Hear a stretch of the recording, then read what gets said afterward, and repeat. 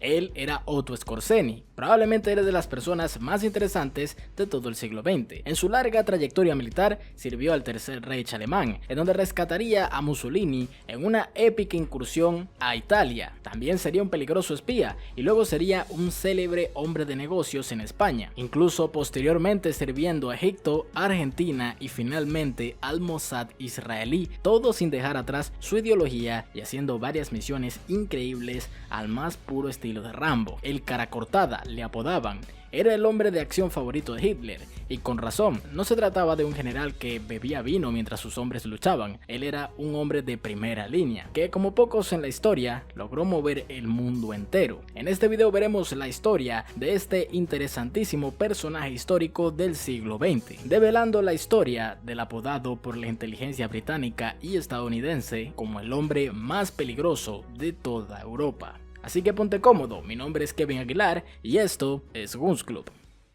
Otto Skorzeny nace en el seno de una familia austriaca de clase media en Viena el 12 de junio de 1908, que como era común en esos tiempos, tenía una larga historia militar. La familia de Otto terminaría sufriendo las represalias de la derrota del Imperio Alemán en la Primera Guerra Mundial. Sin embargo, a pesar de la profunda crisis económica, Skorzeny lograría sobrevivir gracias a la Cruz Roja. Incluso siendo un joven adulto, lograría ir a la Universidad de Viena para estudiar ingeniería. Allí se unió a una fraternidad de Mensur, que era básicamente un grupo de esgrima en donde el objetivo era obtener esas cicatrices tan prominentes. Allí Skorzeny obtendría su característica cicatriz de Mensur, la cual llevaría con orgullo toda su vida. Con los vientos fascistas acercándose a Alemania y Austria, nuestro protagonista terminaría uniéndose al Partido Socialista Austriaco, en donde con pura carisma lograría obtener mucha influencia, tanta que tuvo participación en la anexión de Austria por parte de Alemania en marzo de 1938. Cuando estalló la Segunda Guerra Mundial, Skorzeny quería ayudar a la nación, así que decidió unirse a la Luftwaffe para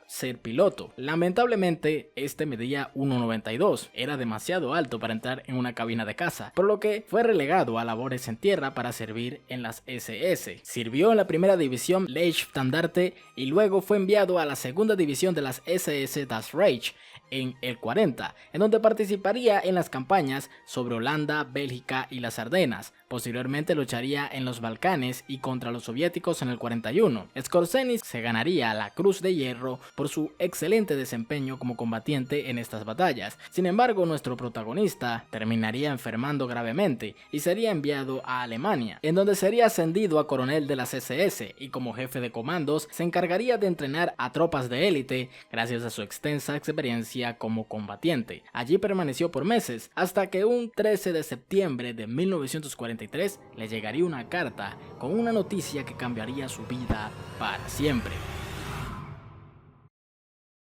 Skorzeny había sido seleccionado para ejecutar una misión extremadamente peligrosa en Italia. El objetivo, rescatar a Mussolini. Nuestro protagonista fue invitado a la guarida del lobo, en donde sería recibido por el mismísimo máximo líder alemán. Este le comentaría que Mussolini tenía semanas sin reportarse y creían que este había sido arrestado. Para ese momento la isla de Sicilia había sido tomada por los aliados, por ende el Gran Consejo Fascista, liderados por el general Badoglio, fraguó un golpe de estado para hacer un armisticio con los aliados y evitar que tomaran la isla de Italia continental, por lo que la misión de Skorzeny era literalmente incursionar en el territorio rebelde y rescatar a Mussolini. El problema, no sabían exactamente dónde estaba este hombre. El primer paso de la operación era establecerse en Italia para obtener más pistas sobre el paradero de Mussolini, por lo que partiría a Italia junto a varios Heinkel HE-111. Sin embargo, apenas entrar a Italia serían interceptados por cazas británicos y serían derribados dentro de Italia. Skorzeny sufriría varias heridas. Tras el derribo, Badoglio emitiría una información errónea sobre el paradero de Mussolini. Sin embargo, Skorzeny logró detectar la posición exacta de este hombre. Estaba en el Gran Sasso, exactamente en el Hotel Campo Imperatore, en el pico más alto de los Apeninos. Los custodios de Mussolini tenían la orden de ejecutarlo en el primer intento de fuga o rescate. La topografía era realmente complicada, pero Skorzeny junto junto a un grupo de paracaidistas de élite en planeadores llegarían al hotel. Los custodios de Mussolini simplemente se rindieron al verse rodeados por un equipo de élite. Tomaron a Mussolini y lo subieron a una avioneta Scorch, que apenas pudo levantar vuelo por el peso. De esta forma lograron de manera milagrosa rescatar a Mussolini en territorio enemigo. Hitler quedó extremadamente agradecido con Skorzeny. Mussolini terminaría siendo el líder simbólico de una Italia títere de Alemania, y posteriormente, cuando esta fue invadida por los aliados, terminaría siendo fusilado por manos italianas. La guerra seguía su curso. Skorzeny obtendría la Cruz de Caballero por su gran hazaña en Italia. Poco después, el 10 de septiembre del 43, sería llamado nuevamente a la guarida del Lobo. Antes de esto, había participado en varias otras misiones de similar índole, como en Yugoslavia, en donde intentaron capturar al líder del Partido Comunista, Josip Broz Tito, fallando, pero aún así impresionando a los altos mandos con los métodos vanguardistas que usaban. En la guarida del Lobo, nuevamente el máximo líder alemán le daría otra misión: capturar vivo o no al regente de Hungría, el almirante Miklos Horthy, quien quería rendir a la nación ante los soviéticos. Skorzeny debía tomar Burbenk, la colina en donde residía Horthy. Ya en Budapest, los hombres de Skorzeny descubrieron que en un hotel se encontrarían el hijo de Horthy con Tito para negociar la rendición. Skorzeny arrestaría al hijo de Horthy. Este revelaría que su padre esa misma tarde anunciaría la rendición por radio a toda la nación. Nuestro protagonista terminaría sitiando la colina con el hijo de Horthy como rehén. Vehículos blindados alemanes eliminaron toda resistencia en la colina y el equipo de Skorzeny apenas obtuvo 4 bajas. El recién capturado Horthy fue llevado a Alemania, en donde terminaría por ser reemplazado por alguien más favorable a los intereses alemanes, y fue exiliado a Portugal, en donde pasaría sus últimos días en paz. El Skorzeny de 1944 ahora tenía mucha influencia en el alto mando. Este estaría presente en Berlín cuando la Operación Valkyrie empezó, cuando se fraguó el atentado contra el máximo líder alemán. Este fue clave para detener la rebelión, que duró 36 horas, y de hecho, muchos años después del conflicto, hablaría muy mal del general que fraguó esta rebelión en Alemania, diciendo que fue el más grande traidor de la nación. En la última operación importante que lideró, la Operación Grave, se hizo pasar por una compañía estadounidense, aunque suene peliculesco, con jeeps y hasta con un Sherman capturado. 80 soldados alemanes que hablaban inglés a la perfección componían esta compañía. El objetivo era penetrar las líneas enemigas que atacaban desde el bosque de las Ardenas. De esta forma podrían abrir paso a una brigada entera de 3.500 soldados y terminar la ofensiva en la zona. La operación tuvo mucho éxito al principio. Estos se mezclaron con los americanos y lograron abrir grandes brechas entre sus defensas, valiéndose solo del arma de la confusión, pero rápidamente los americanos se enteraron del plan y lograron capturar a gran parte de estos soldados espías, fusilándolos por espionaje. En la operación, Skorzeny fue gravemente herido por metralla y fue enviado a Berlín a recuperarse. A partir de este punto, Skorzeny sería testigo de cómo Alemania caía en picada a manos aliadas.